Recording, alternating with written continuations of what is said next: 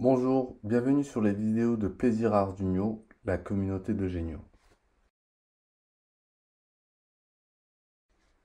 Aujourd'hui, je vous présente le tutoriel sur le DTH11. Celui-ci est un capteur de température et d'humidité.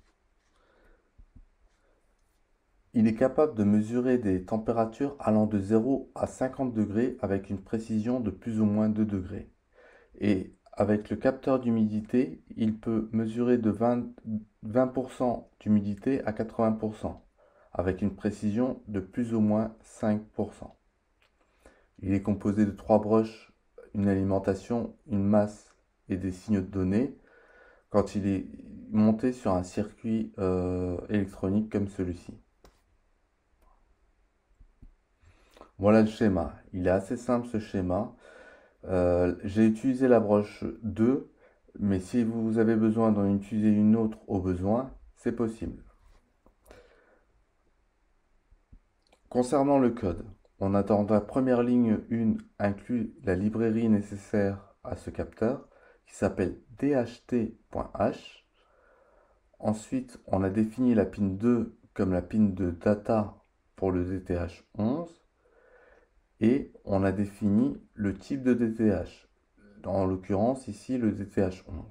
Il existe le DTH22 qui a une précision beaucoup plus fine que le DTH11 et qui a une autre plage de température beaucoup plus large et qui est très intéressante pour avoir de la précision.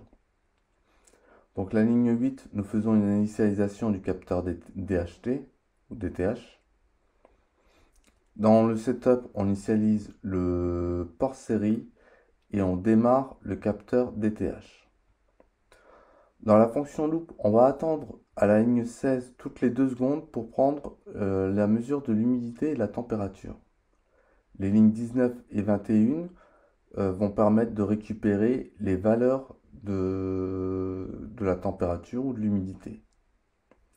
La ligne 23 à la ligne 27, on fait une simple vérification qu'on reçoit des données à partir de la température ou de l'humidité.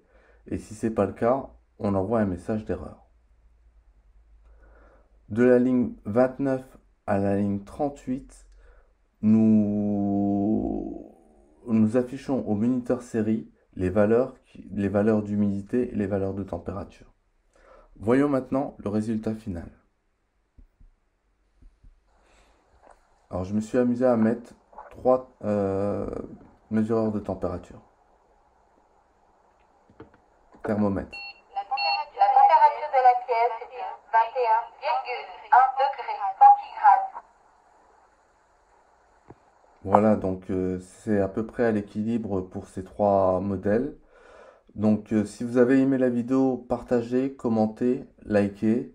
Et je vous invite à rejoindre la communauté de géniaux. C'est un endroit où on peut se rencontrer en visio régulièrement. Voilà, bonne continuation et prenez plaisir à vous amuser avec la platine Arduino.